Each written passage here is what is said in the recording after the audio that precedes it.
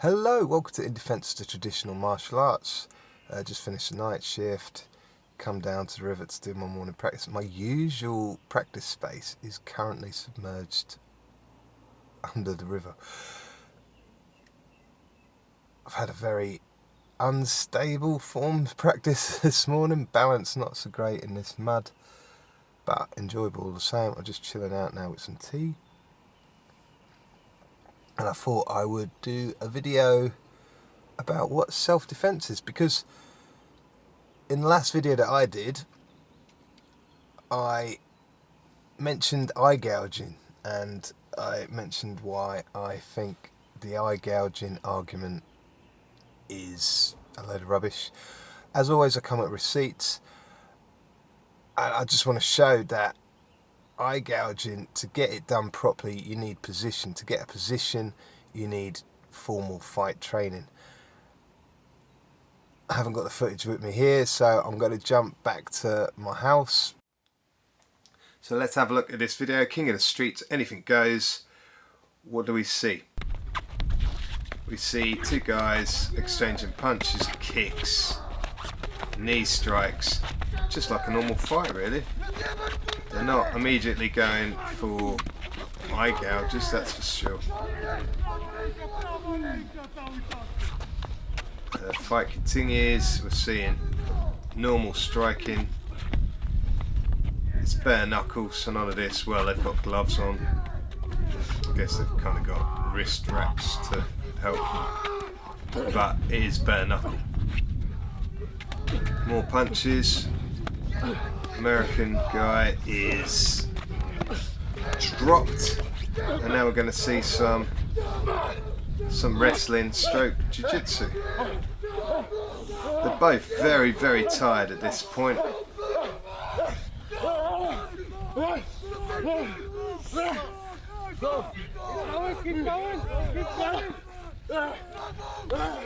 Blows to the back of the head. None of this, but what if I could hit him in the back of the head?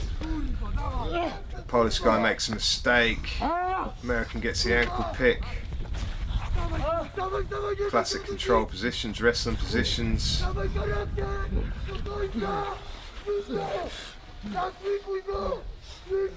Here we have the American in the superior position. He's about to pass guard into side control.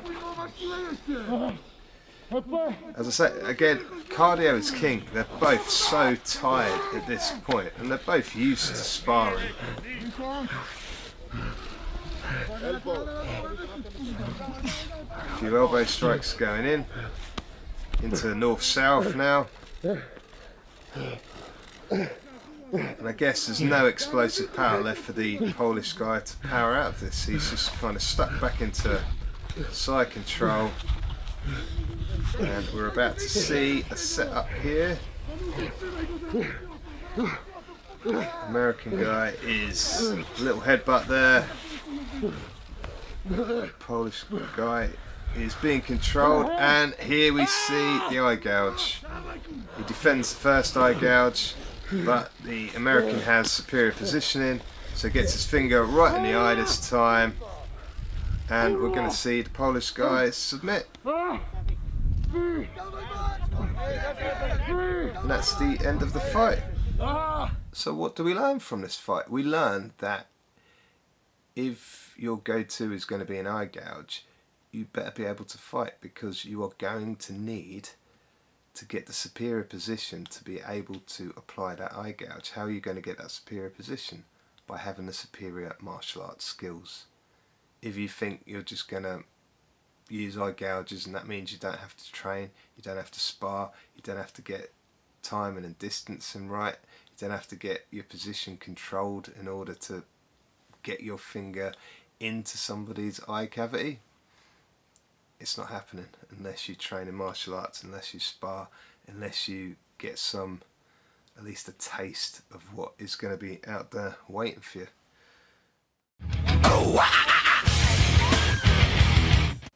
And again, it's interesting with the whole cardio thing.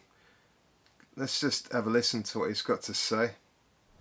I was going to push it down to the bottom. Yeah. If I ain't losing again, go to bar. Man, I just don't know, man. In sparring, I can spar for fucking hours. Live, that shit's a different motherfucking story. He wasn't technical. In his own words, you know, sparring he can go for hours. Like when it comes to a real life situation like that, all kind of goes out the window. The adrenaline really pumps. It's just takes a lot out of you. If you are not used to sparring at all, it's really going to be a shock to the system. And I've seen that so many times with people where they get hit for the first time and they just don't know how to react. It just takes the whole fight out of them in an instant. As I say, that's King of the Streets. I'll post a link so that you can watch the full video if you want. It's a real eye-opener in what to expect if you were ever in a kind of street fight with somebody that was actually trained in how to fight.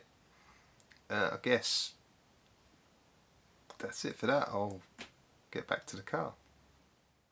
And through the magic of editing, I am back by the river. If you're serious about self-defense, what is it that you should actually practice? I think One Man Stampede, who commented on my last video, says it best. If you're serious about self-defense, you need... I can tell you the license plate numbers of all 6 cars outside. I can tell you that our waitress is left-handed and the guy sitting up at the counter weighs 215 pounds and knows how to handle himself. I know the best place to look for a gun is the cab of the grey truck outside. Situational awareness, you need de-escalation tactics, you need some basic parkour skills, because if you think you can run away from an attacker, it's just that easy. It's really not. You need some serious cardio if you are going to do that kind of running away. You need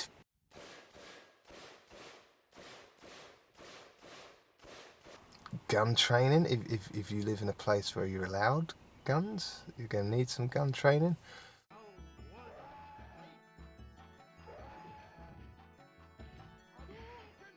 When it comes down to it, because with that situational awareness, it can't be switched on all of the time, right?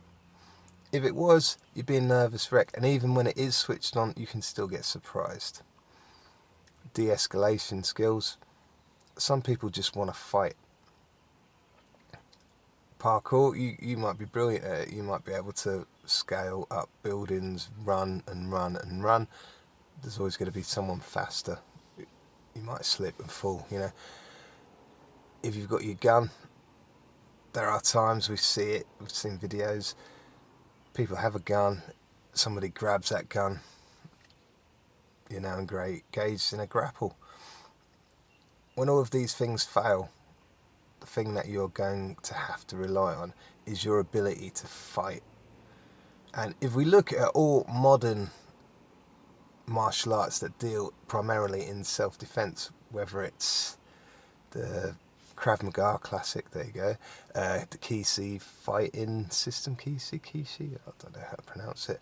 You've got Defense Lab, offshoot of that, Kishi system, and you've got, I'd say, more old school Systema.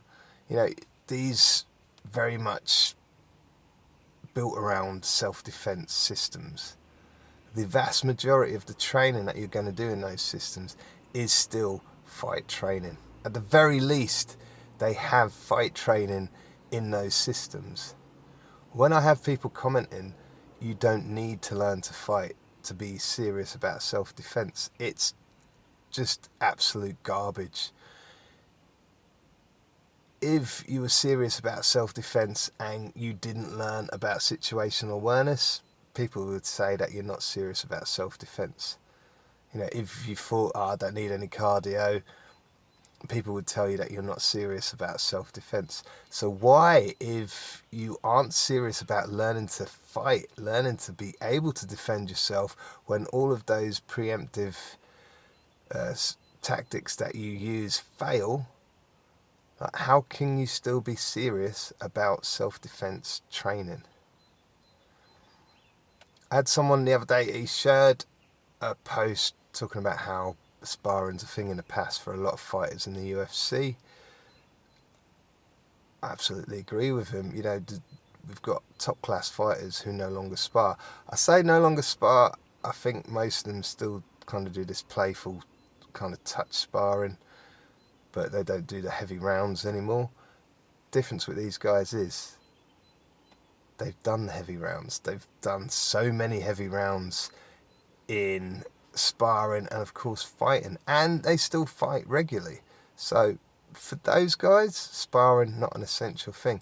If you've done your rounds, if you've done your time practicing over and over against resistance, it can be argued that you too don't need to spar anymore.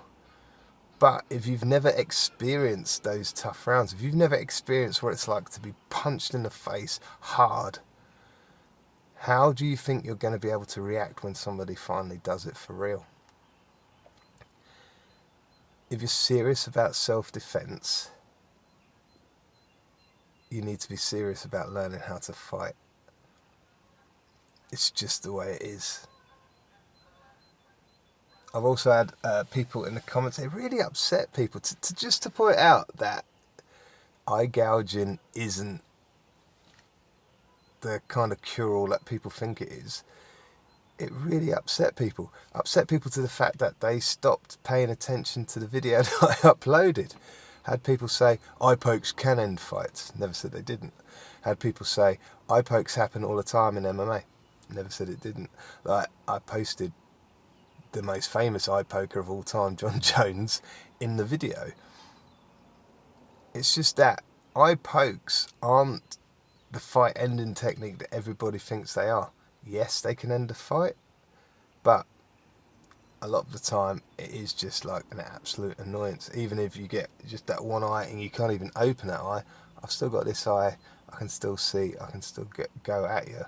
If I'm like my vision is impaired, I can still grab hold, we can grapple.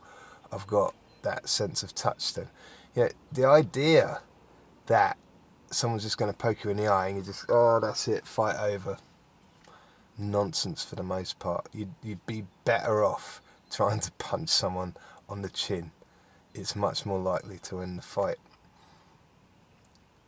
If you disagree with what I'm saying here, please, please, please explain why you disagree, and please come with receipts. Not just words, with actual receipts. Show me. Give me examples. Tell me why I'm wrong. Don't start going off on a tangent and then accusing me of using straw man arguments when you're not even addressing the content that I'm uploading. These are my thoughts on self-defense. If you disagree with me, address this video. Tell me why you think I'm wrong. Tell me why you don't think you need to learn how to fight in order to defend yourself. I think it's nonsense, and so do pretty much every self-defense expert I've seen talk on the subject. And if you watched the last video that I uploaded, Nate, call me. I'm wearing your hat. I'm wearing your hat, mate. You can have my chomps. Catch you soon.